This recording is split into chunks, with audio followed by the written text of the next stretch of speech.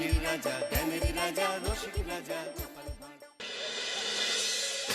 আমি সব ভেঙেই ফেলবো, ভেঙেই ফেলবো। অনেক হয়েছে, আর সহ্য হচ্ছে না। আমি সব ভেঙেই ফেলবো, ভেঙেই ফেলবো। মানে ও গিন্নি, গিন্নি, গিন্নি গো, একটু শান্ত হ, একটু কথাটা শোনো। না না, আমি আর কিচ্ছু শুনবো না। এক সপ্তাহ সময় দিচ্ছি, তার মধ্যে মহারানীর মতো ওই সীতাহার আমার চাই চাই চাই। আহ, কিন্তু গিন্নি ওটার যে অনেক দাম, আমার কি আর মহারাজের মতো অত টাকা আছে বলো? এই শোনো, তোমার কি আছে আর কি নেই তা আমার খুব ভালো করে জানা আছে, বুঝলে? কিন্তু গিন্নি, একটা কথা কান খুলে শুনে রাখো, এবারে যদি তুমি ওই সীতাহার আমাকে গড়িয়ে না দাও, আমি তাহলে চিরদিনের মতো বাপের বাড়ি চলে যাব। এই আমি বলে দিলাম। আচ্ছা ফাঁপড়ে পড়লাম আমি, কি যে করি।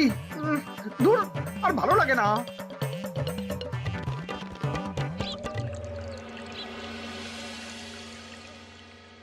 আজকে তোমাদের সকলের কাছে আমার একটা প্রশ্ন আছে। বলুন মহারাজ।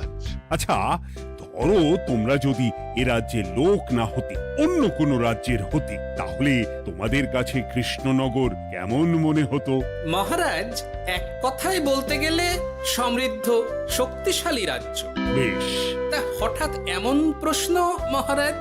আসলে বেশ কিছুদিন ধরেই আমি একটা কথা ভাবছিলাম। ঈশ্বরের দয়ায় আমাদের সবই আছে, তবু রাজ্যকে আরো শক্তিশালী ও অন্যান্য রাজ্যের সাথে সুসম্পর্ক বজায় রাখা একটা রাজধর্মে পড়ে। ঠিক বলেছে। ঠিক বলেছেন। বলি, তুমি কি এসব কথা কখনো ভাবো মন্ত্রী? হ্যাঁ, মানে আগে রোজ না, কিন্তু কখনো সখনো বোধহয় ভেবেছিলাম। কবে শুনি? ওই তো কিছুদিন আগে, ওই সেদিন। এটা ঠিক কোন সেদিনের কথা বলছেন মন্ত্রী মশাই? যেদিন আকাশে ওই দুটো সূর্য উঠেছিল? তোমাকে সবকিছুতে ফোড়ন কাটতেই হবে না গোপাল, হ্যাঁ? কি আর করি বলুন, আপনার কষ্ট যে আর সহ্য হয় না।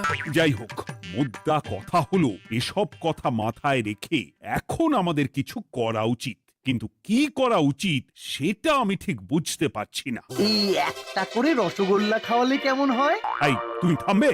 মহারাজ, আমার কাছে একটা উপায় আছে। 10 দিনের একটা মিলন মেলার আয়োজন করলে কেমন হয়? খুব বাজে হবে।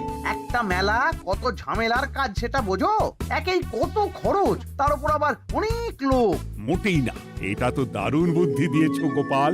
এমন কিছুই তো চাইছিলাম। দূর, আর সবকিছুই আমার বিপক্ষে মনে হয়। দিনটাই খারাপ, আমি বরং চুপই থাকি। তাহলে সবাই শোনো, 1 সপ্তাহ পর কৃষ্ণনগর এক বিরাট বড় মিলন মেলার আয়োজন করছে, আর তার জন্য লোকজনকে নিমন্ত্রণ করার কাজ দেখবে গোপাল।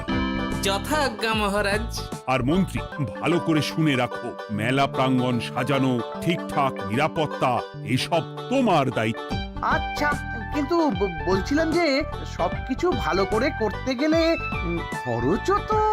ওসব নিয়ে তোমাকে চিন্তা করতে হবে না। যত খরচই হোক আমাকে বলো, আমি দেব। আরে বাস, তো দারুণ ব্যাপার। এই ফাঁকে যদি কিছু আমারও লাভ হয়ে যায়, তাহলে গিন্নির গলার হারটার কিছু একটা করতে পারবো। বেশ, তাহলে প্রত্যেকে নিজেদের কাজ শুরু করে দাও।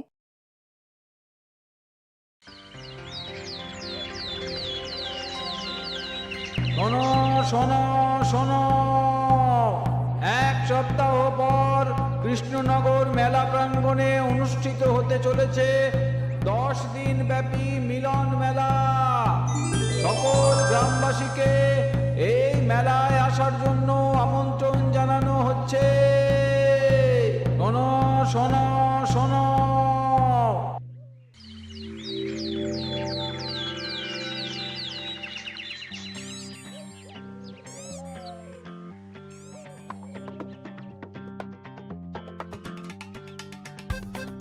বাহ বাহ বাহ, ঠিক যেমনটা চেয়েছিলাম তেমনটাই হয়েছে। আর এসব কিছুর জন্য আমি গোপালকে ধন্যবাদ জানাতে চাই। কি যে বলেন মহারাজ, এই কৃষ্ণনগর তো আমার নিজেরই পরিবার। সেসব আমরা খুব ভালো করেই জানি গোপাল। আদিক্ষেতা একেবারে উতলে পড়ছে, এসব দেখে গা জ্বলে যায়। তোমার এই এত ভালো বুদ্ধি দেওয়ার জন্য আমি তোমাকে 50টি স্বর্ণমোহর উপহার দিতে চাই। এটা কি হলো? এরকম হলে কিন্তু আমি খেলবো না। কেন মন্ত্রী, তোমার আবার কি হলো? আমিও তো মেলার আয়োজন করেছি, তাহলে গোপাল একা কেন উপহার পাবে? সে তো মেলার জন্য অনেকেই কাজ করেছে, কিন্তু আসল বুদ্ধিটা তো দিয়েছে গোপালই। মন্ত্রী মশাইয়ের বোধহয় খুব হিংসা হচ্ছে। ঠিক আছে মহারাজ, আপনি বরং এই উপহার সকলের সাথে ভাগ করে দিন। না গো, কোনো ভাগ চাই না, তোমার উপহার তুমিই রাখো। যত সব।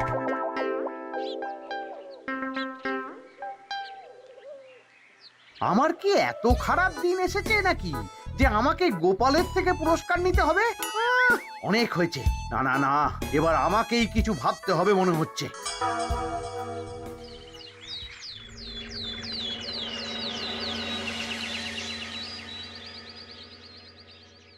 আমার আমার সব শেষ হয়ে গেল গো, সব শেষ হয়ে গেল। এবার এবার আমার কি হবে? মহারাজ, মহারাজ কিছু একটা করুন, মহারাজ কিছু একটা করুন। চিন্তা করো না, আমি দেখছি, যারা দোষী তারা শাস্তি পাবেই। কি শুরু হলো বলো তো হঠাৎ করে? এত বড় বড় চুরি ডাকাতি হয়ে গেল, অথচ কেউ কোনো টেরই পেল না। হ্যাঁ মহারাজ, আসলে রাতের বেলা যখন সবাই ঘুমিয়ে থাকে তখন এই চুরি ডাকাতিগুলো হয়, তাই কেউ কোনো শব্দ পায় না। ভালো করে অনুসন্ধান করো, যে বা যারা এই কাজ করছে তাদের যত তাড়াতাড়ি সম্ভব ধরে ফেলতে হবে, নইলে তো আমাদের প্রজাদের অনেক ক্ষতি হয়ে যাচ্ছে। হ্যাঁ মহারাজ, আপনি কোনো চিন্তা করবেন না। কোথায় আনন্দ করে সব প্রজারা মেলা ঘুরবে তা নয়, আবার এই উটকো ঝামেলা। একটা কথা বলছি, কিছু মনে করবেন না। আসলে এই ঝামেলার কারণ হলো গোপাল। আমি ঠিক জানতাম কোনো না কোনো ভাবে আপনি আমাকে দোষ দেবেন। সত্যি তো, এসবের সাথে গোপালের কি সম্পর্ক? ওরই তো সম্পর্ক আছে মহারাজ। মেলা শুরু হলো আর তার সাথে চুরি ডাকাতিও। আর যদি গোপাল মেলার বুদ্ধিটা না দিত তাহলে রাজ্যে এত চুরি ডাকাতিও বাড়তো না। মানছি মন্ত্রী মশাই, মেলার বুদ্ধিটা আমার, কিন্তু মেলার নিরাপত্তা রক্ষা তো আপনার দায়িত্ব ছিল। যদি মেলা থেকেই এই ঝামেলা শুরু হয় তাহলে তো আপনার কাজেও ফাঁক আছে। মুখ সামলে কথা বলো গোপাল। আহ, তোমরা একটু থামবে? এখন নিজেদের মধ্যে ঝামেলা করার সময় নয়। সবাইকে একসাথে কাজ করে আসল চোর ডাকাতদের ধরতে হবে, তারপর বোঝা যাবে কার দোষ ছিল আর কার নয়। আগে মহারাজ।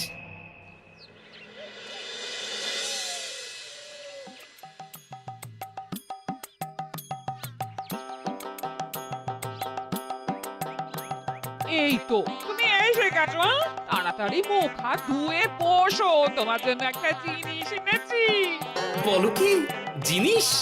আরে আরে একটু অপেক্ষা করোই না, আমি আনছি। হ্যাঁ বেশ, আনো তাহলে।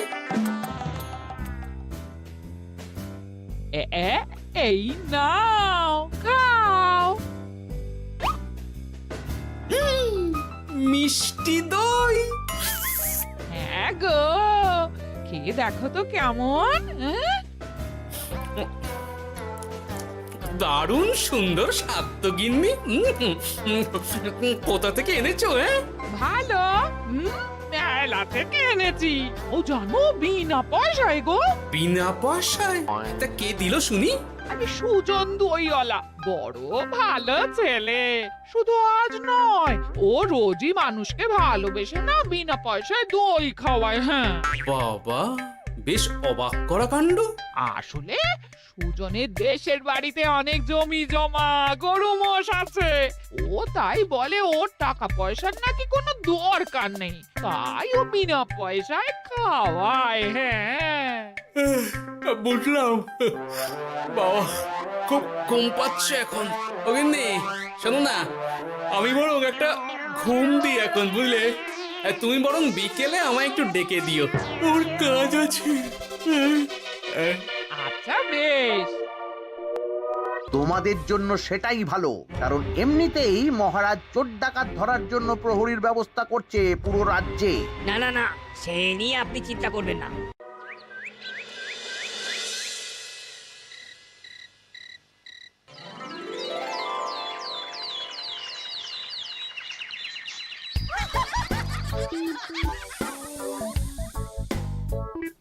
কই গো, ওরে আর কতক্ষণ ঘুমোবে? সকাল তো হয়ে গেল।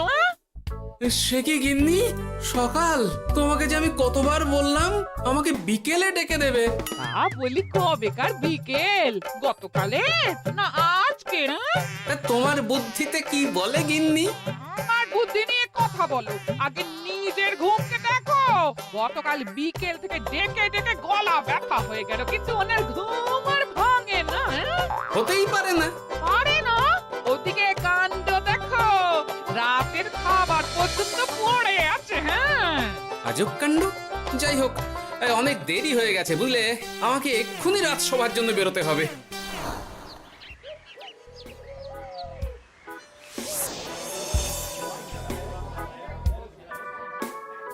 বাবা, এত ভিড় কি আছে এখানে? একটু কাছে গিয়ে দেখি তো। সত্যি সত্যি ভাই সুজন, তোমার হাতে জাদু আছে। এত সুন্দর মিষ্টি দই, এ স্বাদ ভোলার নয় ভাই। আচ্ছা, তাহলে এই হলো সুজন দইওয়ালা। ভালো মিষ্টি দই আছে, নেবে নাকি গো? পয়সা লাগবে না। জানি তো, সত্যি দারুণ স্বাদ এই দইয়ের। আমি খেয়েছি তো। তবে আজ নেব না গো, কাল এসে নিয়ে যাব। আচ্ছা আচ্ছা আচ্ছা।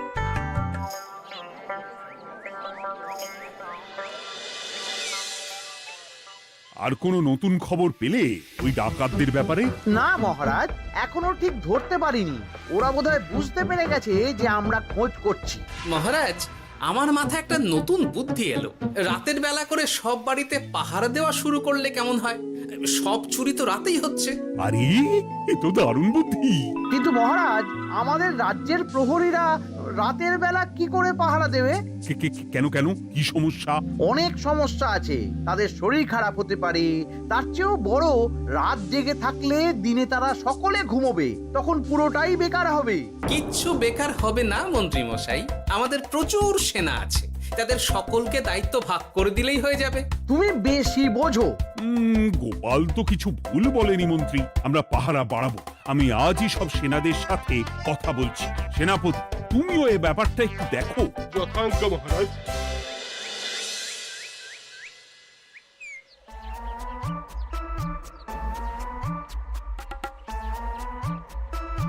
চোর ডাকাতদের ধরার জন্য যদি একটা সূত্রের হদিশ পাওয়া যায় তাহলেই কেল্লা ফতে, কিন্তু সেটাই পাওয়া যাচ্ছে না বলেই এত সময় লাগছে। আরে, ওটা মন্ত্রী মশাই মনে হচ্ছে না? আড়ালে দাঁড়িয়ে এরকম কার সাথে কথা বলছে? এবার আমি যা বলছি ভালো করে শোনো। আজ রাতে মেলার পিছনের দিকে যে মাঠটা আছে সেখানে চলে এসো। বাকি কথা ওখানেই হবে। এই জায়গা নিরাপদ নয়। বেশ রহস্যজনক ব্যাপার। মেলার পিছনের মাঠ বলল না? রাতে আমাকেও দেখতে হবে কি হয় সেখানে।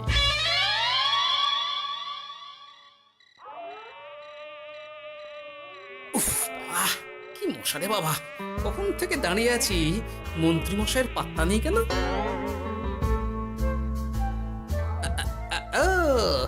ওই তো চলে এসেছে।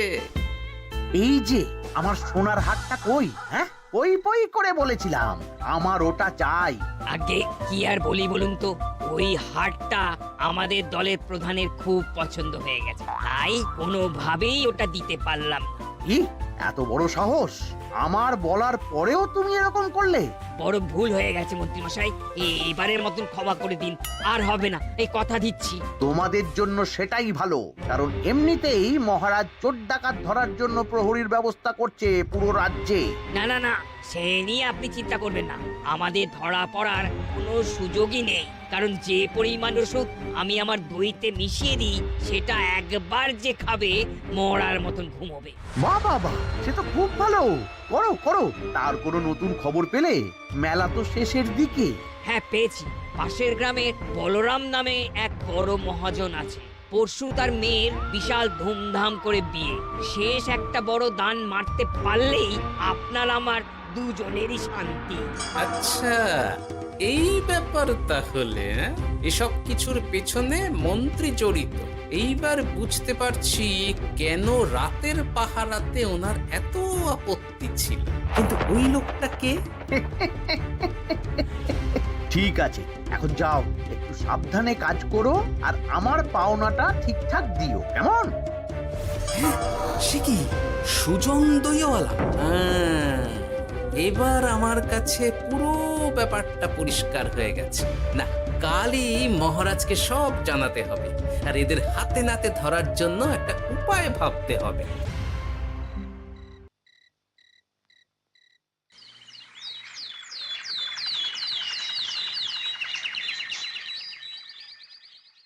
আরে এসো এসো, তোমার জন্যই তো অপেক্ষা করছিলাম। কি এমন জরুরি কথা আছে যে একান্তে দেখা করতে চাইলে? কোন মুখে বলি মহারাজ, সর্ষের মধ্যেই যখন ভূত তখন আর কি। মানে একটু খুলে বলো তো কি হয়েছে? আমাদের রাজ্যের এই এত বড় বড় চুরি ডাকাতির পিছনে কারা আছে সেটা আমি জানতে পেরে গেছি মহারাজ। হ্যাঁ, এ তো দারুণ খবর। তাহলে আমরা এখানে কি করছি? এখনই তাদেরকে গিয়ে বন্দি করি? না মহারাজ, আমাদের হাতে কোনো প্রমাণ নেই, তাই ওইভাবে বন্দি করতে পারবেন না। কেন বলো তো, কারা আছে পেছনে? সেটা আপনি নিজের চোখেই দেখে নেবেন পরে। তবে এটা জানিয়ে রাখি, আমাদের মন্ত্রী মশাইও যুক্ত আছেন। কি? আমাদের মন্ত্রী? এত বড় বিশ্বাসঘাতকতা! আমি এখনই নিজের হাতে ওকে বন্দি করতে চাই। না না না না মহারাজ, সেটা করলে বাকি ডাকাতদের ধরতেই পারবেন না। তাহলে উপায়? আমি জানতে পেরেছি এই ডাকাতদের পরের নিশানা হলো পাশের গ্রামের বলরাম মহাজনের বাড়ি। বলরাম মহাজন? কাল তোর মেয়ের বিয়ে, আমাদেরও তো নিমন্ত্রণ আছে সেখানে। তাহলে তো আরোই সোনায় সোহাগা। শুনুন মহারাজ, আমার মাথায় দারুণ এক বুদ্ধি এসেছে। সে কি? হ্যাঁ, আপনি কোনো চিন্তা করবেন না, আমি শুধু যা বলছি সেটা করুন, বাকিটা আমি সামলে নেব। তবে দেখবেন যেন মন্ত্রী মশাই এসবের কিচ্ছুটি টের না পায়। বেশ বেশ বেশ।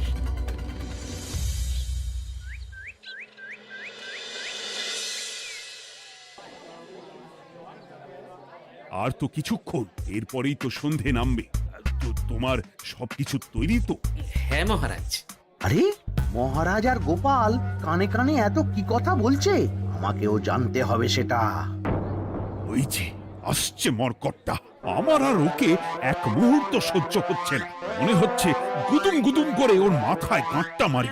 শান্ত হন মহারাজ, দয়া করে শান্ত হন আর একটুখানি, তারপর আপনি মন্ত্রী মশাইয়ের সাথে যা ইচ্ছে করবেন। ওর আমি বরং অন্যদিকে যাই। মুখ দেখলেই আমার মাথাটা গরম হয়ে যাচ্ছে। সেই ভালো। কি হলো ব্যাপারটা?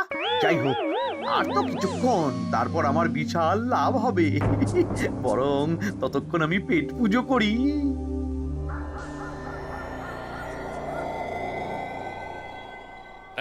যা যা দামি জিনিস আছে সব দিয়ে দে।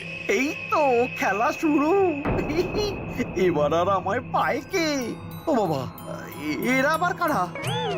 সত্যি গোপাল দারুণ চাল চেলেছে। এই তোমরা এখানে কি করতে এসেছো? কেন, তোমরা যা করতে এসেছো? ডাকাতি? এমন তো কোনো কথা ছিল না। কার দলের লোক তোমরা? মন্ত্রী মশাইয়ের দলের লোক। এই রে, কি বলছে সব? কোথায় কোথায়? এই মন্ত্রী মশাই, এই কি বলছে এরা? আপনি দু নৌকোয় পা দিয়ে চলছে, আমরা থাকতে আপনি আরো এক ডাকাতের দলের লোককে ডেকেছেন। কি মন্ত্রী? শেষে কিনা তুমি? খেয়েছে রে, আর বোধহয় বাঁচতে পারবো না। কই চুপ কেন? বলুন। মন্ত্রীমশাই সোনার হার ডাকাতি করে আপনাকে দেওয়ার জন্য এখানে ডেকেছেন। কি সোনার হার? আমাকেও তো একই কথা বলেছে। আপনি আমাদের থেকে খবর নিয়ে অন্য দলকে কাজ দিয়েছেন। এই না না, মিথ্যে কথা। কিসের মিথ্যে? আপনি ছাড়া তো আর কেউ জানতো না এখানের কথা। না গো, আমি শুধু তোমাদেরকেই কাজ দিয়েছি একদম শুরু থেকে।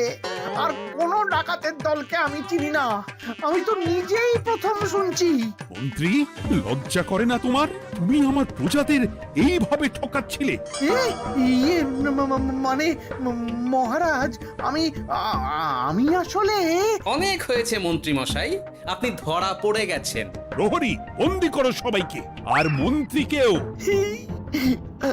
আমাকে ক্ষমা করে দিন মহারাজ, আমি ইচ্ছা করে এটা করিনি। আসলে আমার গিন্নি কদিন ধরেই মহারানীর সীতাহারের মতো দেখতে হার বায়না করেছে। তার জন্য তুমি নিজেদের লোকেদের থেকেই চুরি করবে? আর কি করব বলুন, এক সপ্তাহের মধ্যে হার না দিলে বাড়ি ছেড়ে চলে যাবে বলেছে। তাই আমি এখন আপনি যেটা করেছেন সেটা যদি আপনার গিন্নি জানতে পারে তাহলেও বাড়ি ছেড়ে চলে যাবে। শাস্তি তো তোমাকে পেতেই হবে মন্ত্রী। আয়, কে আছো? শোনো, মন্ত্রীকে মুখে কালি মাখিয়ে গাধার পিঠে বসিয়ে সারা রাজ্য ঘোরাও, এটাই ওর যোগ্য শাস্তি। আর গোপাল, তোমার বুদ্ধির প্রশংসা করতেই হয়। তোমার পুরস্কার আমি কাল রাজসভায় দেব। দূর দূর, জীবনে বিয়ে করাই ভুল হয়েছে আমার।